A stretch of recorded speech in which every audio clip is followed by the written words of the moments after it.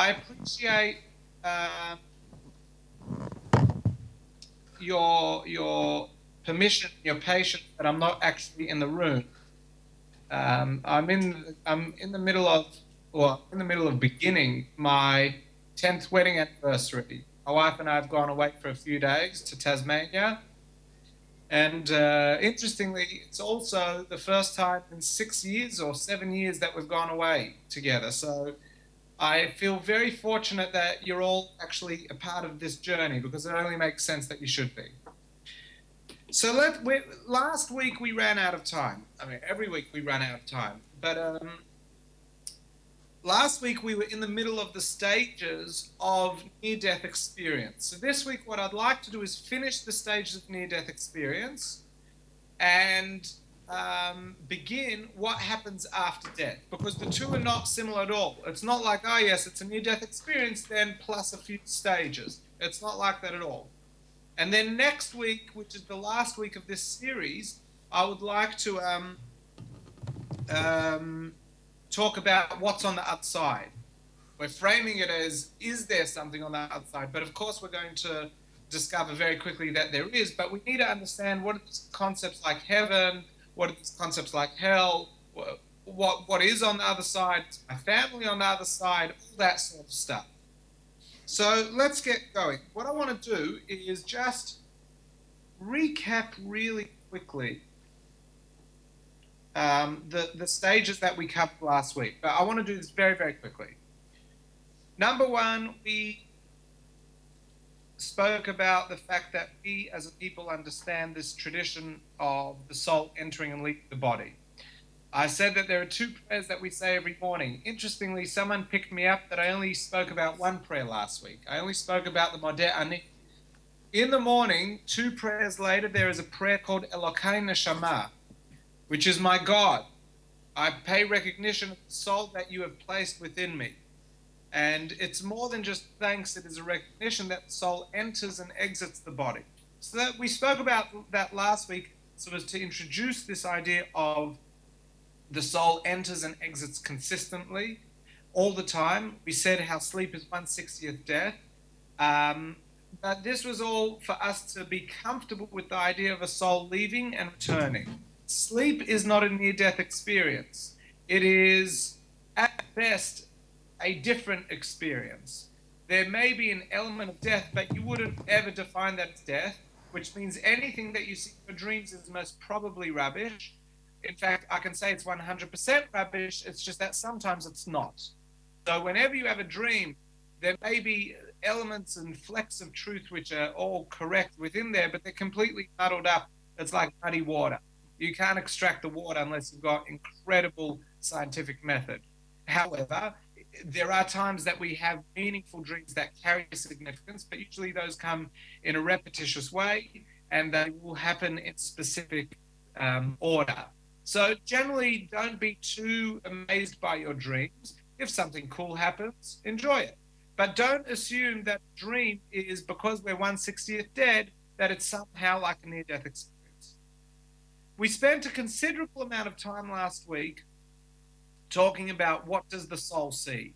And this was where I used the babushka doll example of how we are a babushka doll within a babushka doll, but our inner babushka doll is actually larger than we are, in that our soul not only fills our space, but it actually bleeds a little bit beyond, because our soul is actually larger than our body. The 3 base levels of soul, nefesh, ruach, neshama, invigorate our very being, our emotional capacity, and our intellectual capacity. The chai is the part that surrounds us, and the yechid is the part from which the chai connects with the infinite. Now, we spoke about the story of Daniel, how Daniel had a prophecy, and the 3 junior prophets who were with him, Chagai, Zechariah, and Malachi, they were able to sense something, but they weren't aware that they had even had a prophecy. And this was because their sensitivity wasn't as great as Daniel's. The people who were there had no sensitivity. These 3 prophets felt something. And from here we were able to deduce the importance of over here we were able to deduce that even though we don't physically see things, our neshama is able to see, and the neshama struggles to be able to bridge between its consciousness and our consciousness. And this would be the super consciousness trying to get a message through the subconsciousness, which is trying to communicate a message to our consciousness, which are a series of groups. We also spoke about how the soul has its own body, in that the body of the soul is exactly the same as our body, just it's more ethereal than ours. Ours is a very physical, dense body, and we spoke about the soul being more of a guf duck, a more refined body, in that it is more spiritual and less physical. So all that should be familiar. Everyone, you can just raise your hand. You can all wave your hands if I'm still on cue. Like all that, yeah, that's all what we discussed last week. We also then spoke about. We also spoke about once the soul leaves the body in a near-death experience, the first stage is an awareness that it's actually dead. That was the first thing that we spoke about, the awareness that it's dead. And we then moved into exploring peacefulness, and we spoke about how peacefulness is a result of not being in pain. That's what the soul is experiencing. No pain. There is nothing pulling it aside. I've just got my notes down here. That's why I'm looking over here. So as a result of feeling pain and absolutely no physical feeling, it moves into a stage of absolute peace. We also touched on the noise, the sounds, or the music that different people hear, and we're actually going to go back there a little later in today's class from a completely different vantage point. But we spoke about how it could be a hissing sound, a buzzing sound, or even a melodic sound. And I gave you the example last week of the differences between rock music, rap, or classical music, or jazz. You play jazz for a 10-year-old, they'll think it's just people bashing around. If you play rock to a 40 to a 80-year-old, they think it's noise. If you play techno to anyone that doesn't appreciate it, they think it's just nonsense. And yet, to each refined palate, it's an incredible form of expression. And that's really what the different sounds that people hear. To the more refined individual, the more refined soul, it sounds like music. To the less refined, it sounds like buzzing or hissing or a disturbing sound.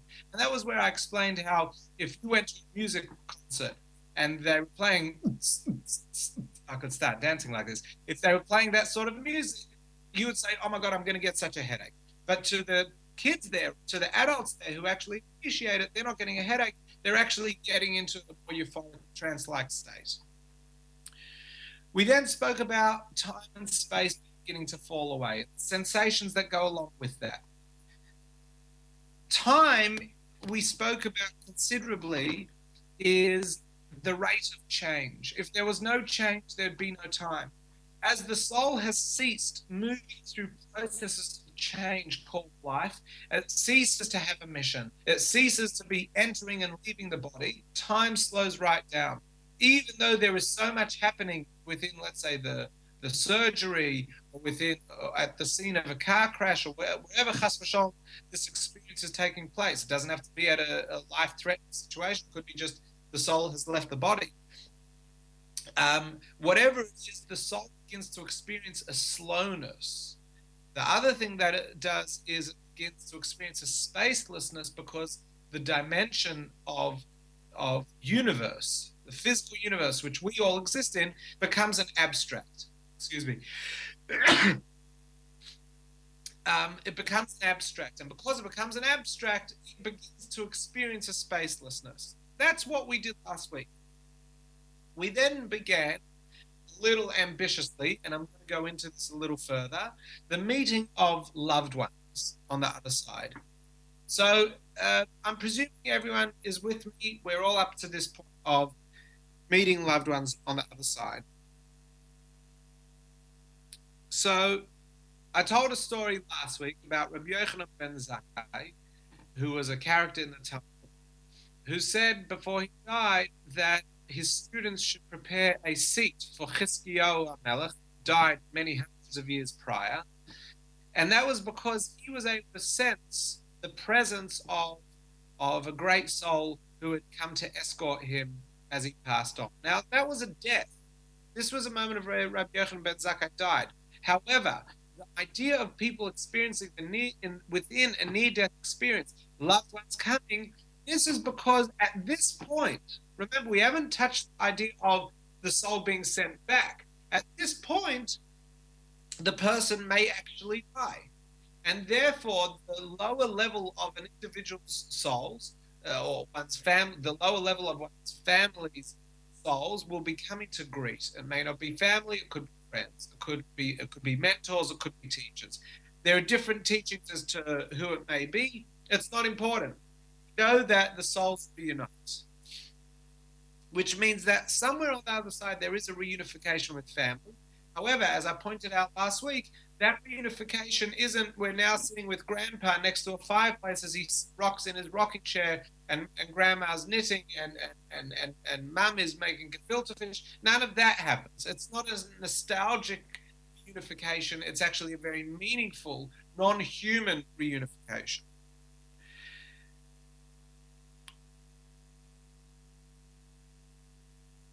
Many people many people in many cultures describe meeting a man, a person. Now, in the first week, I spoke about why different cultures and different people in different traditions, whether religious traditions or social traditions, have experienced. A Christian will meet Jesus, and a Buddhist will meet Buddha, and a Jew will meet a sacred teacher, and everyone meets different people, and one person will meet their great-grandfather. Whatever it is, there is some sort of character. Now, what it does say in the Zohar is that before every single person dies, they come in contact with the soul of Adam. Now, what does Adam look like? It's not important what Adam looks like, nor is it important who someone meets in the near-death experience. And the reason why I say that is because 2 weeks ago we spoke about how someone may meet someone, but they're not really meeting them as much as when they come back to Earth after the near-death experience, they are translating an experience. And that translation will often come with a familiar thought process that exists within the consciousness of the limited human being, which the infinite soul is trying to communicate. And therefore, not necessarily when someone says, oh, I met this person or I met that person in the death experience, is it specifically that person who they met? It could very well be an experience of Adam or something else. We also hear of people coming in contact with angels. Now, sometimes those angels come with descriptions. Other times people talk about angels because they're at a loss to describe any other, to describe what it is. Now, it is possible to come in contact with angels. We do know that every single person creates angels in every act and every deed that they do. Plus, we know, you know the famous story of Jacob when he was returning back to Israel and he went to sleep. And he was traveling and he went to sleep and he saw angels going up the ladder and down the ladder. And later when he returned to Israel, it says that there were angels waiting to greet him. This is because we all travel through life with certain guardian angels, so to speak, who are there with us right through our whole life. So according to some teachings of Kabbalah, it is possible to encounter these angels in the process of death, which would mean that in the near-death experience, it is possible that you could be coming in contact with these angels. Then let's move on to the tunnel, the darkness, because that's really where we left off last week. Before I talk about the tunnel and darkness, I want to talk about history. Throughout history, there have been paintings of near-death experiences. What I mean by that is, if you look in medieval artwork of where there are post-death near-death experiences are either experienced by an artist or experienced by someone whom the artist has taken inspiration from, there will often be a vast darkness and a narrow beam of light. In other parts of the world, there would be in the artwork bridges, of where there's a bridge across a large chasm, and the end of the bridge is not seen, but it's a bridge or a pathway. In more contemporary death experiences, the darkness is less prevalent and there are substitutions. And once again, what we see is that our influence, based on what we learn, based on what we know, and based on what we experience, will influence the way we go about experiencing things in the next dimension, in the next world, if you will. So that's all by way of introduction. The commonality is that there is darkness. Darkness is not necessarily a darkness where it's pitch black. A darkness can sometimes be used as a metaphor to help someone communicate an inability to see, lack of clarity. You know, often people say, "Oh, I'm a bit dark in this matter. You know, I need someone to cast some light or shed some light on the matter." So darkness doesn't necessarily mean pitch black. Darkness could mean an inability to see what's coming. The mind interprets it as darkness. Now, the reason why this is important is to ensure that people don't experience fear, but also to realize that this darkness is a symbolic darkness. It is not a literal darkness. It may be experienced as a literal darkness, but it actually has far greater significance, as does the light. When we talk about light in Kabbalah, and when we talk about light in Chassidut, and when we talk about light in Judaism, there are two types of light. There is the light that you get from the light bulbs on the ceiling, and it's the light that you get from the sun, etc., etc. But then there's a light of enlightenment. Because we haven't got a word to describe true enlightenment, the ability to see well beyond the physical confines of the universe, the ability to just know. When we talk about the indivisible, infinite nature of Hashem, we talk about it in context of an infinite light, because the light is the best. It's just the best metaphor that we have in order to help us appreciate something that doesn't have words or description, because there are no words, because there are no physical aspects of this world or in this universe to describe the experience of true, incredible enlightenment and light. So it will come as a white light, a bright light. However, you won't hear people saying, "Oh, there was a bright light and it felt like a deer in headlights." What they will say is that there was a bright light and I felt very at peace. There was a bright light and I felt enveloped. I felt comforted. I felt secure. And that's because light is not actually waves and particles of light as we know, but rather it is light as in starting to gravitate towards the infinite, the everything, the all, the singular. So what happens in a near-death experience is that the soul becomes aware of its transition, which is the darkness, because it's leaving one place and it doesn't know where it's going.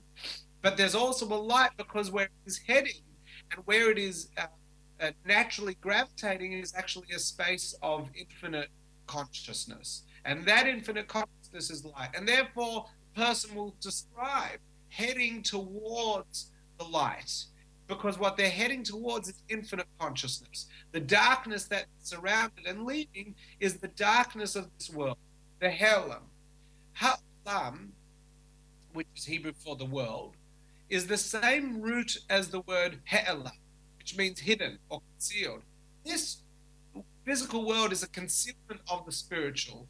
Everything in this world only has one form. Look at the table you're sitting at. It's a table, it's not a chair. It's a table, it's not an airplane. It's a table and not a person. It's so one-dimensional. It's hiding the infinite nature of the soul that resides within it.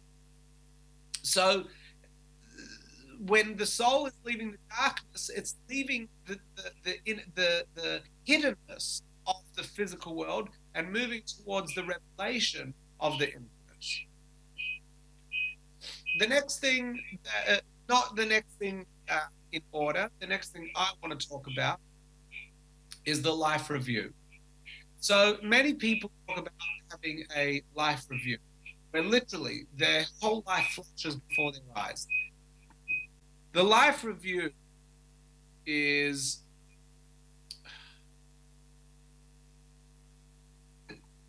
something fascinating, because the life review will always be in chronological order, and yet it is everything at the same time. People who have near-death experiences will often describe this in the exact same way, in that they had a panoramic view of their whole life. They could see every single thing in isolation, and at the same time, they could see every single thing. It was almost like holding up a movie reel and seeing every frame at the same time.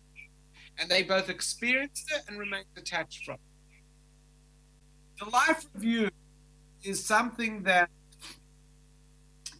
we know more about from Kabbalistic writings, as well as what people have said they experienced. But what we know about the life review is that when a person dies, they actually do review their life. The thing is, as we're going to explore shortly, the life review actually happens over and over and over and over and over again in a timeless space. Let's get there when we get there. What I'm talking about right now is that because the soul in the near-death experience, remember we said time slows down? We said that space ceases to exist. The result of that is that time actually becomes insignificant. The soul is no longer bound by the tick-tock of the clock. It moves into a new time zone of where time moves at a different pace. And therefore, past, present, and future, as we experience it in our physical world, doesn't actually have the same impact on the soul. Therefore, it is able to see past, present, and to a degree there is no future, but if it could, it would see the future of what it experienced in life. And it sees it in its entirety. Now, after we die, we don't just see it in our entirety, but we actually pass judgment on it. After we die, we're actually shown a movie. Or in the old world, it was described you're sat down at a table, and a file is placed on your lap or on the desk, and you're asked to review this file, but the file hasn't got a name. It's just a list of activities, and you're asked to judge. God needs help judging. You're the judge. So, one sec. Excuse me. You're asked to judge. And so you read the whole file and say, this person, what a terrible person, or what a wonderful person. And then they get to the end of the file and look at the name. Who is it? It's me. And they say, oh, thank you very much for your judgment, because the soul is in a completely objective state, as we're going to explore in a moment. Then it's given another file and reads the whole thing and goes, oh my God, what a terrible person. Let me see the name of the person here. It looks, and it's my name again. And we're going to explore what this means. It's the process of assessment and reassessment of the soul. But the first stage of the assessment is actually seeing our whole life in panoramic view. There is no one thing that is more emotionally pulling than another thing. It's just there seems to be a clarity. That's because of the soul's ability to do that. At the end of the near-death experience, there is one common thing: the return. Either it comes in the form where there is a third party, literally. In some traditions, it is a person with a book. In other traditions, it's a person you know. And in other experiences, it has just been a need to turn back to earth. But whatever it is, we are sent back. And this is why it's called the near-death experience. We never truly embrace the light. We never truly leave the darkness. And and we are told to one degree or another that we do not belong in our current state. We still need it back on earth, back in the world, back in our life. And it's at that point that we begin to either feel pain. It's at this point that we begin to hear sounds not as an external, but as an internal, and we become limited to our senses. And we either come to then or whenever, but whatever it is, we return back down into the physical dimension of time and space. And with that, you have a memory. Now, what have we learned over the last 2.5 weeks? We've learned stuff that comes up in many scientific reports. We've learned things that come up in Kabbalah. We've learned things that the Zohar discusses extensively all over the place. We're talking about things that there are people in the room right now who can attest to having experiences that resemble the very things that I spoke about. There is only one question, and the question is not, is it real or is it not real? Can it be scientifically explained or can it not be scientifically explained? The only reason why Kabbalah and Zohar discuss this is to decide whether or not there is significance in that moment, in that experience. And the answer, of course, is yes. That's why we're discussing it. It's a significant experience. It's an experience in which we, as physical human beings, are given a glimpse into the life of our soul, the life of our neshama. So that is the end of near-death experiences. It's not the end of this series. Now I need to talk about after-death experiences.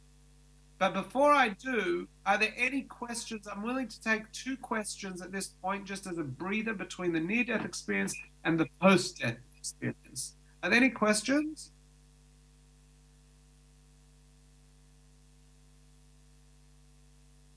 No? All clear. Okay. So now we can put this on. And I can get my next set of notes out. All right. As much as I enjoyed preparing this whole first section, I thoroughly enjoyed preparing this next section.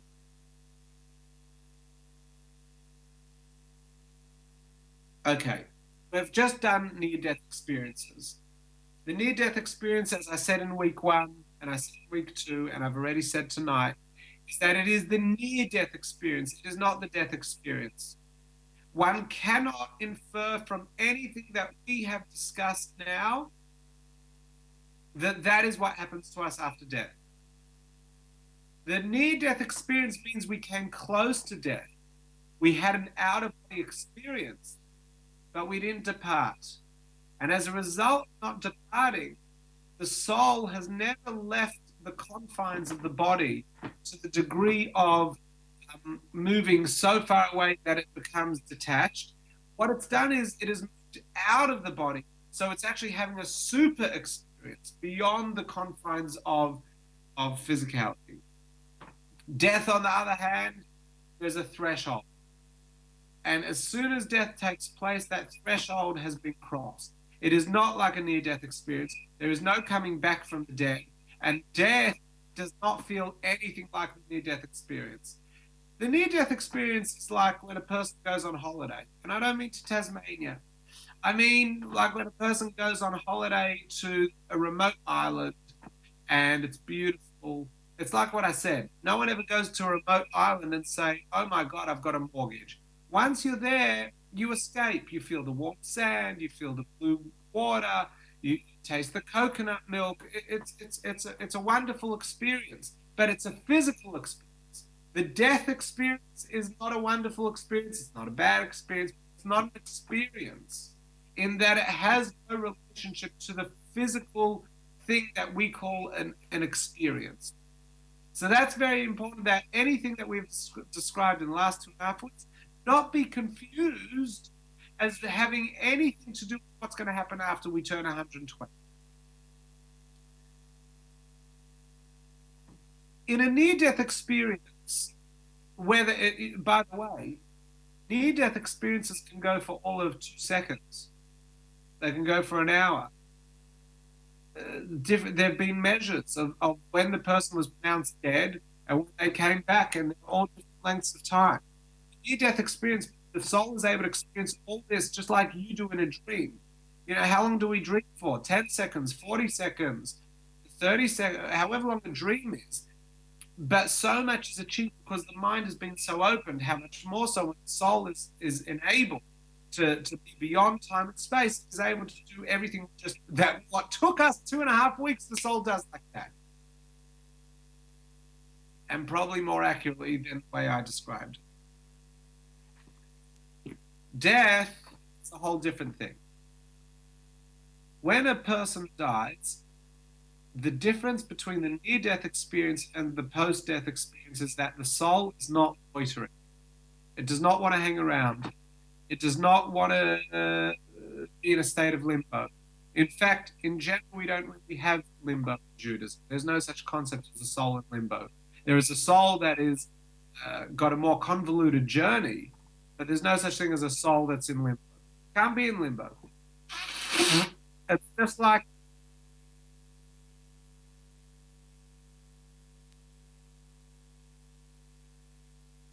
what about it?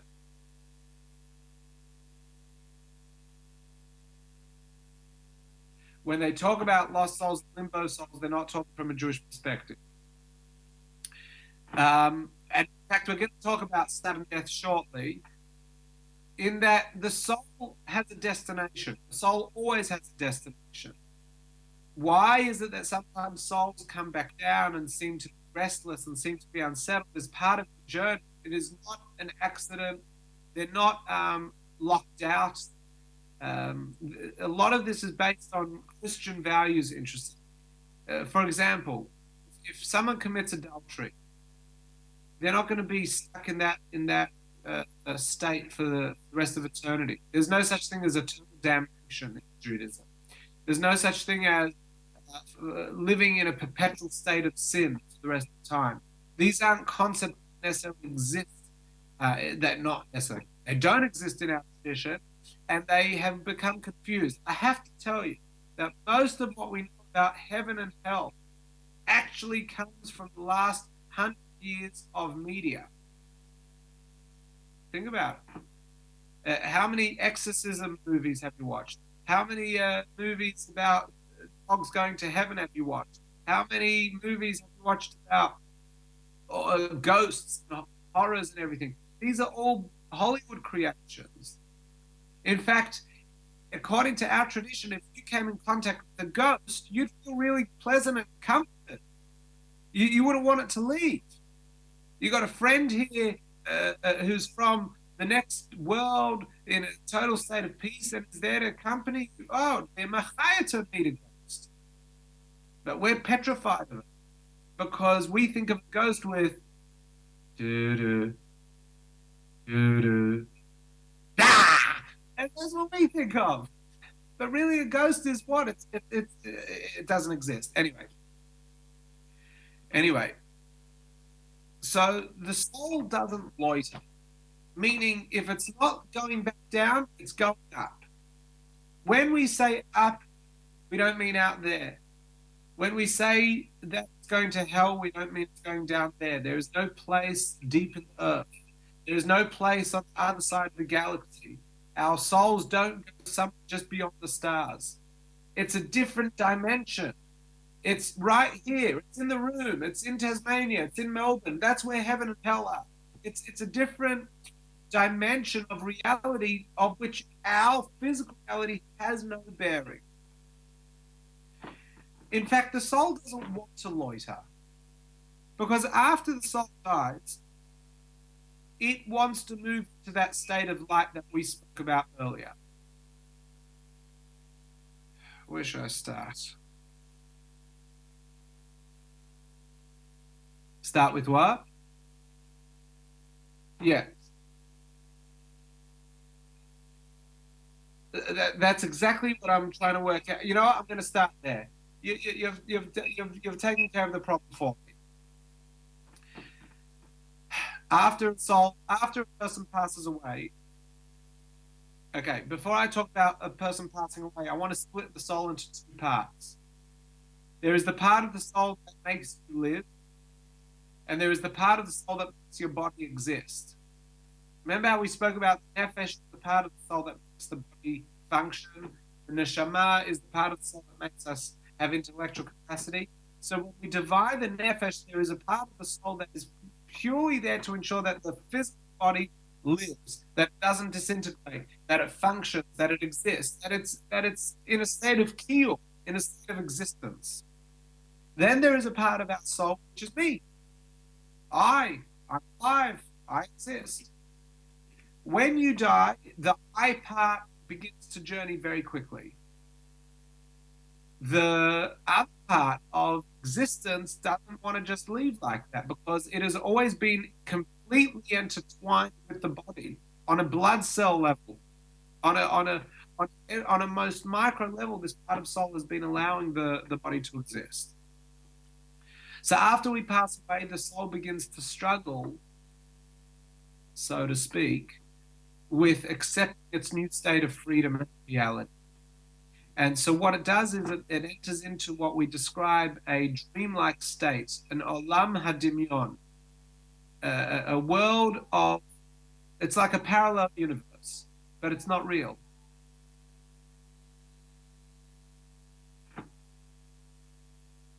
I don't know, there's some noise coming from outside.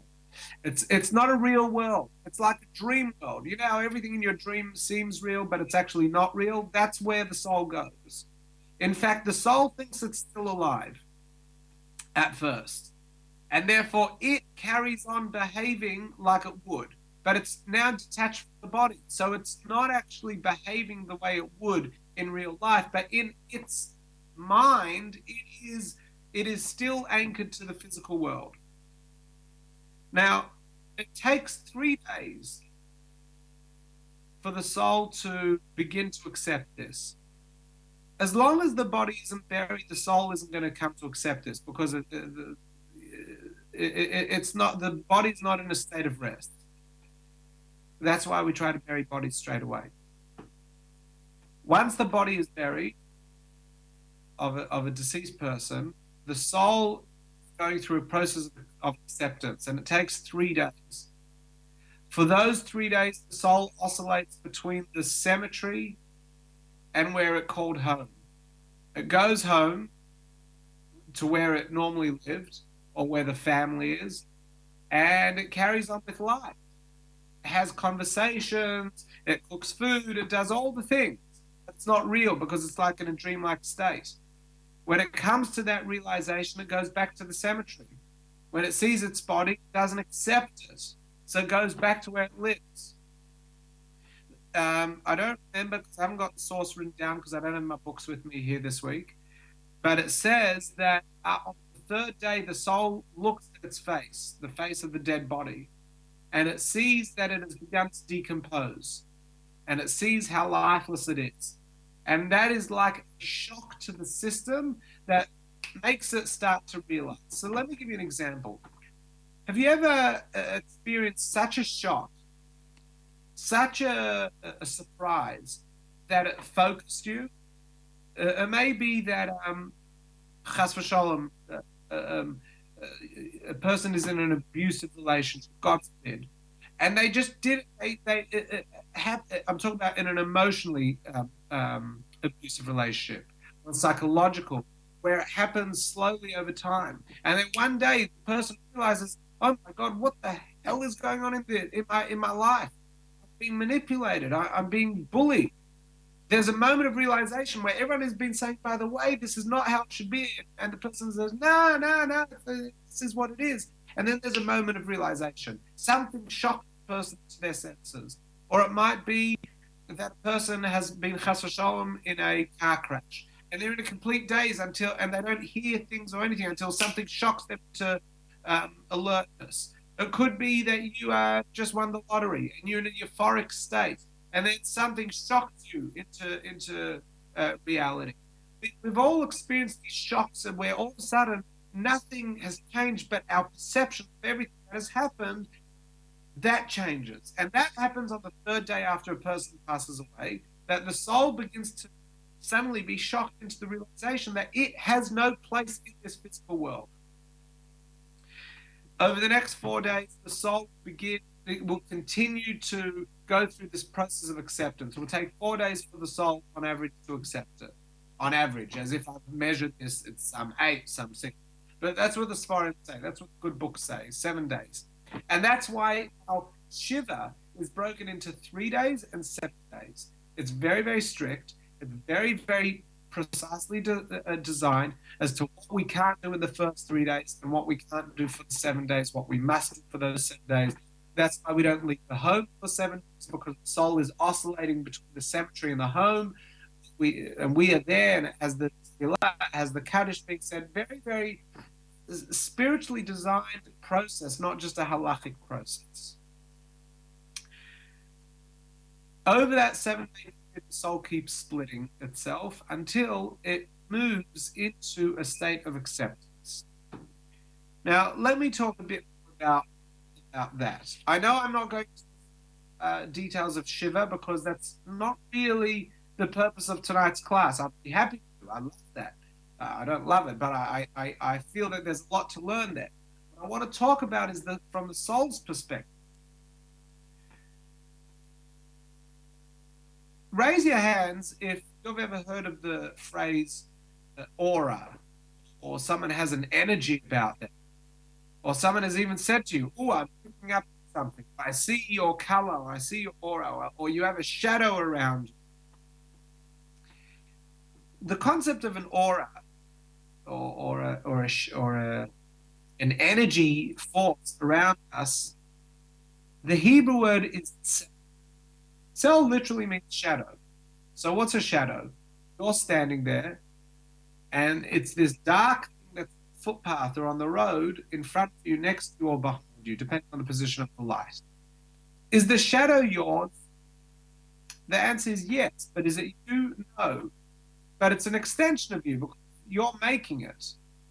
So it's a weak analogy, but I'll do for now in understanding what is our tsel, what is our aura. Remember last week, I spoke considerably about the babushka dolls.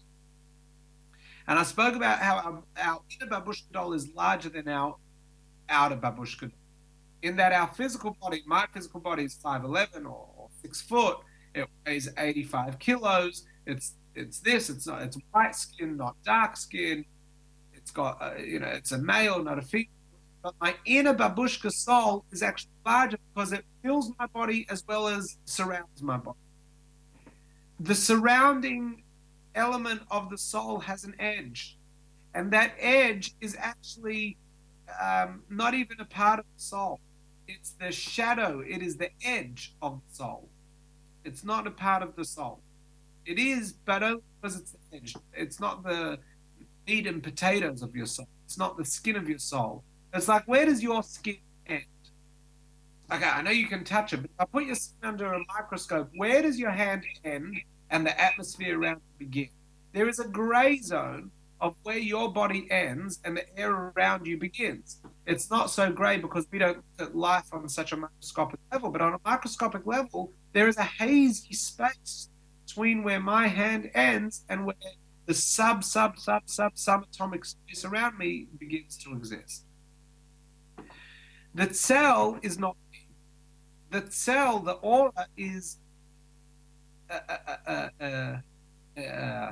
it's a shadow of me.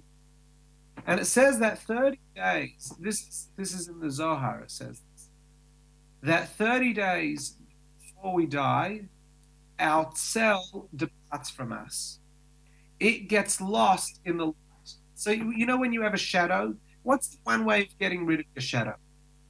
If your shadow is because the light is behind you and the shadow is in front of you, put a light in front of you and a light behind you, you don't have a shadow.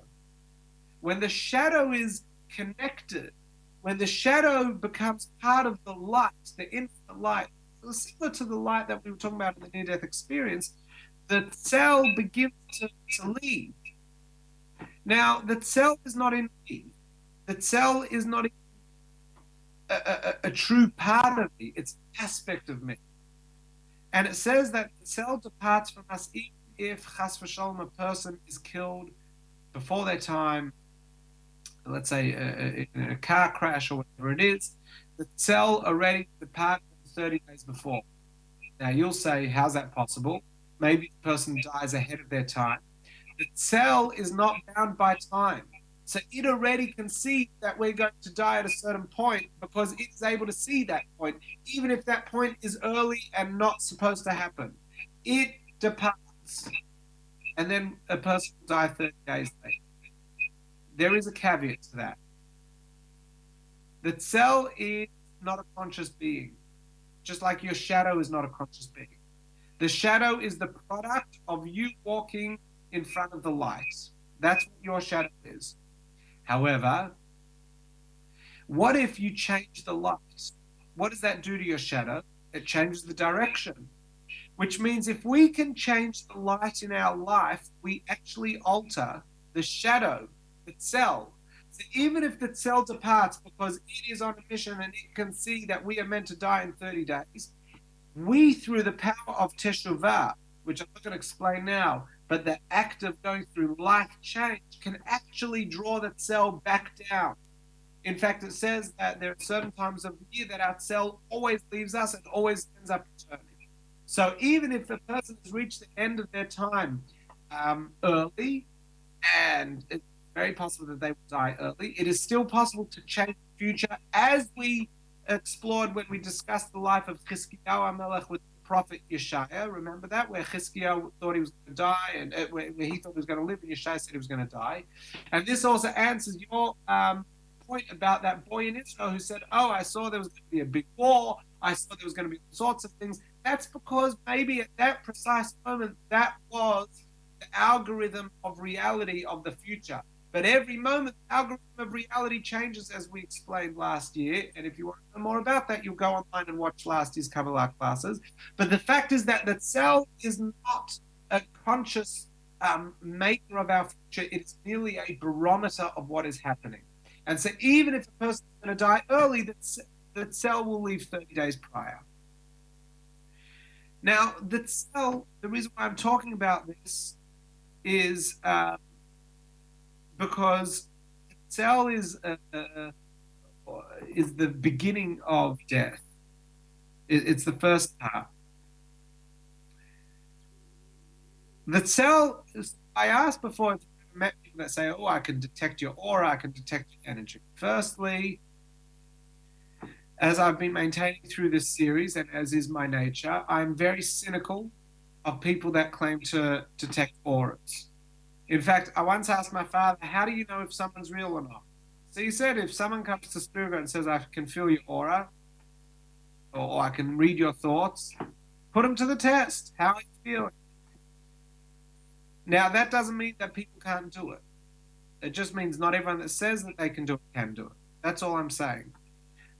Like the rest of the series, I am taking a purist point of view, and I'm only talking about what is possible. It is possible for one's aura, for one's shadow to be detected and felt. It is not like seeing physically. Throughout our history, there have been spiritually gifted individuals who can see right into us, who can read right into our mind, right into our soul, and describe the most incredible things about us, not just like herald sun horoscopes. I mean, genuinely talk about things within us that have never been allowed out. Not things that they're using by the power of suggestion, things that we are consciously aware of, but we'd never allow out, and they can see it. And that's not because they're intruding on our minds. It's because they're able to see our aura. They're able to see our cell. And through that, they enter us. They are able to see everything about us because everything about you is in your shadow. If you have 2 legs, your shadow's got 2 legs. If you've got 2 arms, your shadow's got 2 arms. Your shadow will never have an aspect to it that you don't physically have, and it will never be missing something that you have. And so therefore, when a person, a gifted individual sees your cell, they see more than your cell, they see you. There was a famous Kabbalist, his name was Rabbi Yitzchak Sagi Nahar, Rabbi Yitzchak, the man who saw too much light. That's a euphemism for he was blind. And it says that Rabbi Yitzchak could see everything. He could see colors. He lived in the medieval period, post-medieval period, I think. He could see colors. He could see people. He could describe things about them that he could not possibly have seen being a blind man. However, he was a highly gifted individual. He was a sensitive individual who was able to see people's aura using his neshama's eye, so to speak, his soul's eye, and he was able to read into them. He never did that to haunt people or bother people. It was always to improve people.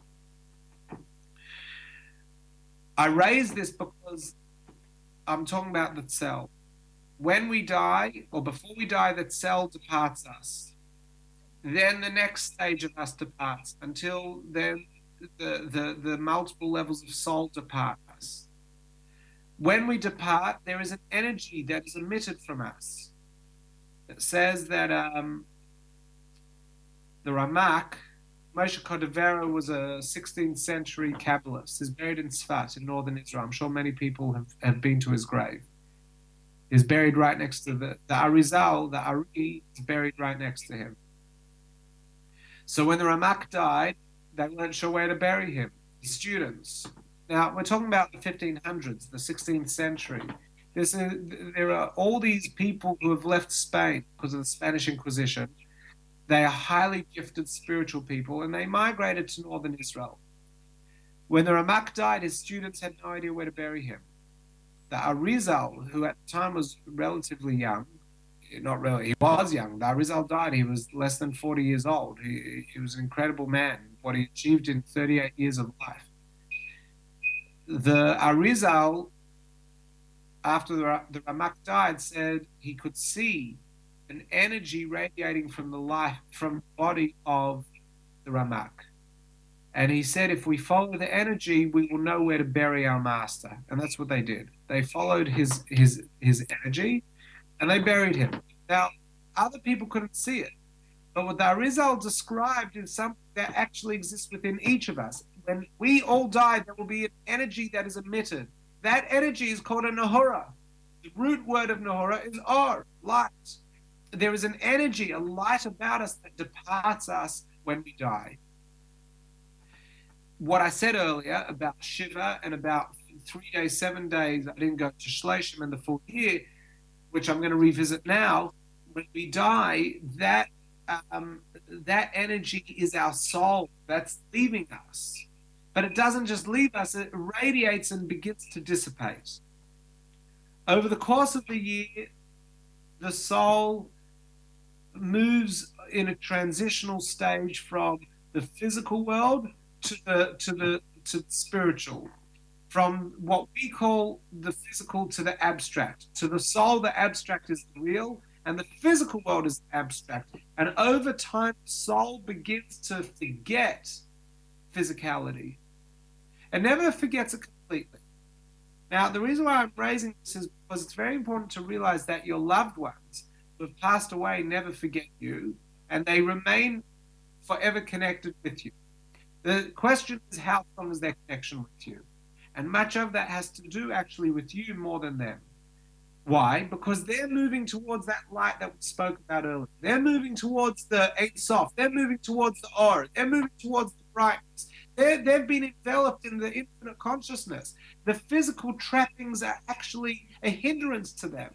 However, there is always an element of their soul that remains behind here. And therefore, although it begins to forget as a distant memory, it never forgets completely. However, if we maintain a connection with the soul, and there is a way to do that, then it does not forget this physical world as much. It's a bit like your childhood memories. Who here remembers their childhood memories? Who remembers their 7th birthday party? Raise your hand if you remember your 7th birthday party. Okay, so a few hands went up. And yet, I could sit down and I could relax you. Maybe we could use a bit of hypnosis or whatever it is. I could jog your memory. Your 7th birthday party is filed somewhere in there, if you had one. Of course, if you didn't, you've also got something over here that can invent a memory. But anyway, your 7th birthday party is there, but it's so long ago not time-wise, but experience-wise, that's been forgotten. However, of course, we dig, but we don't. Likewise, as the soul departs, it begins to move on and forget. So what you can see is that the journey that the soul experiences after death is very different to the near-death experience. In the near-death experience, in fact, it seems to be more limbo-like. It's not moving on, and therefore it does a U-turn and it comes back. Whereas in the death experience, it moves on. In fact, in the code of Jewish law, there is an opinion that says that after an extended period of time, we don't say Kaddish for a person that's died. I think it's 2 generations, 50, 60 years. Because by then, that soul has no connection with the physical world anymore. It's actually not the opinion that we follow, but I'm raising it to demonstrate the idea of the soul departing actually departs in its entirety. What we're going to do next week, though, is understand, well, when it has departed, where has it gone? What we've discussed today is the process of departure, but what happens when it's gone? Where has it gone? What is heaven and hell? And I'll, of course, be back next week, and we'll be learning that in the flesh. But tonight has been about realizing how different the post-death experience is for the soul than the near-death, in that we leave. And it's a very, very happy and positive and warm and healing experience for the soul to die. There is only one sad party in death, and that's the party that remains behind. So when we go to a funeral, there is only one person who's not crying. That's the deceased, because they're liberated. They're free.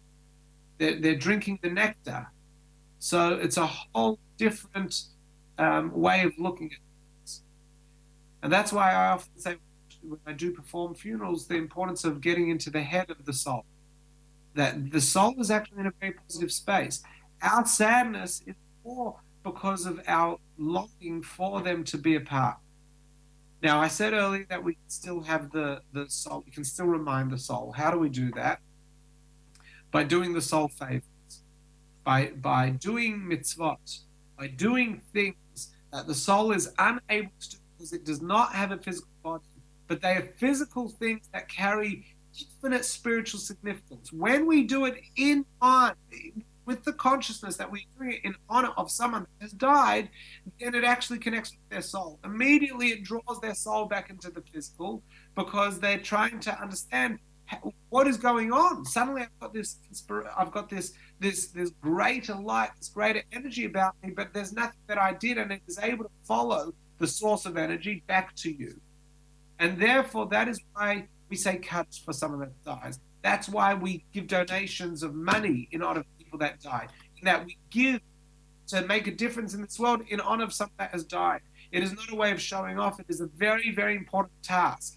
And if you do a personal thing in honor of the person that's passed away, and it's a mitzvah, in that it carries major significant spiritual energy, you can attach that, as we discussed last year, you can attach that to the soul of the person that has passed away. And through that, they will not forget. Through that, they remain permanently connected to you. When we die, we will reunite with them. And we'll talk about that next week. So I think it's important that we do a meditation, albeit by distance. So we'll do a short meditation, and I'll ask, David will dim the lights. I'll stay on the big screen. But it's important that we just spend a bit of time experiencing tonight's class. Okay, so just close your eyes.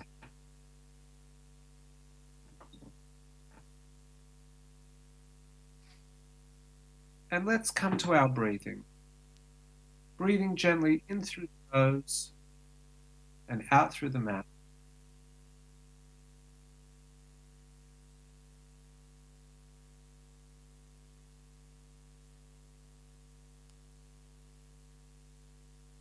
And I just want you to feel the chair under you, feeling your stomach expand and contract, sensing the temperature in the room that you're sitting in.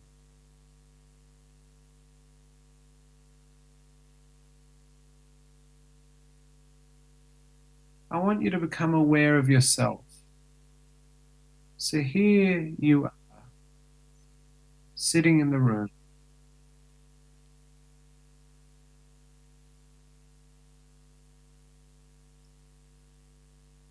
And as we've been exploring, I am both soul and body. I'm the conscious self and I'm the physical self. I'm completely intertwined with myself.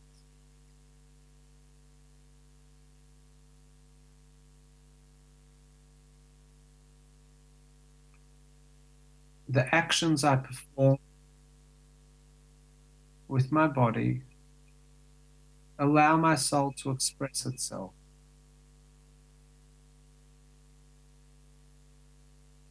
My actions provide my soul with an ability to do.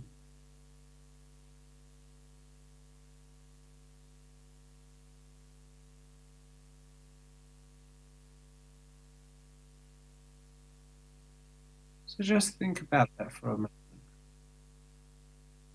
Everything you do in this life is an opportunity for the soul to experience good.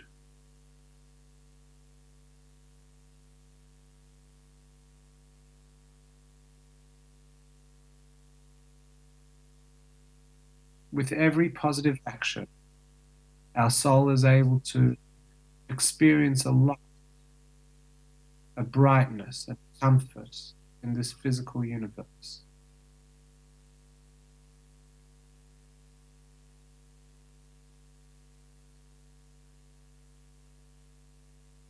The darkness that we sometimes experience is a lack of clarity. When we're not engaged in improving the world or working on improving ourselves, the soul experiences a darkness, an inability to see direction of where it's going or how it got there.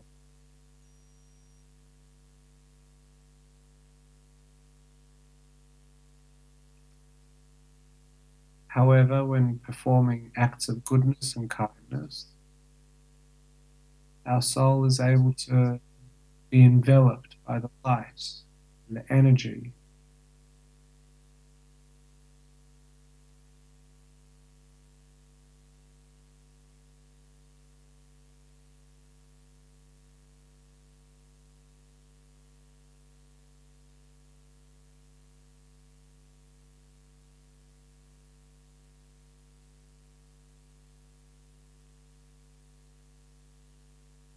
We live both a dark and a light life every moment.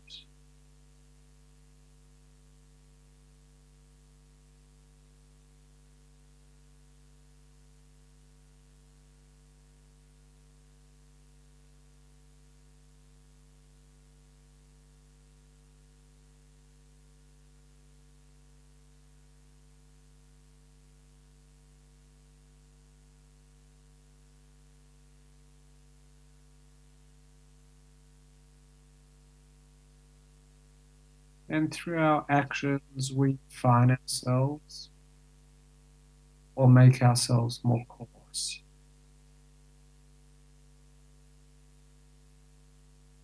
Actions of goodness and other-centeredness open us up to be able to experience our very own soul. Actions that are ego-driven and selfish prevent the sensitivity and connection with our soul.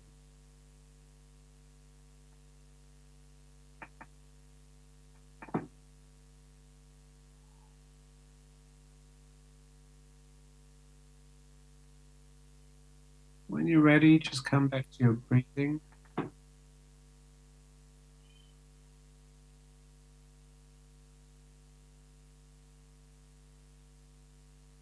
Feel the chair, the temperature in the room.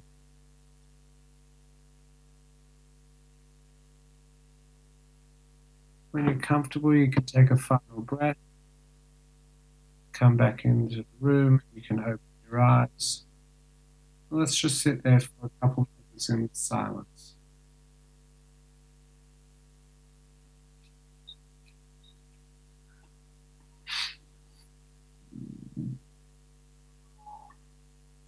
Okay.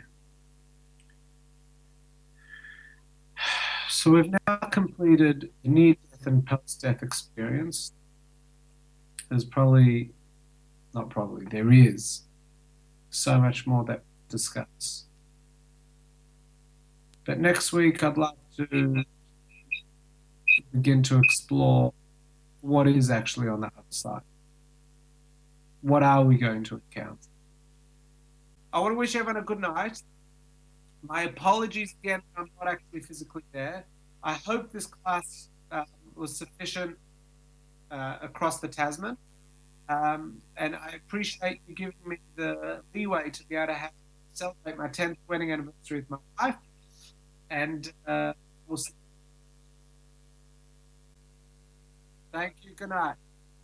Thank you, David.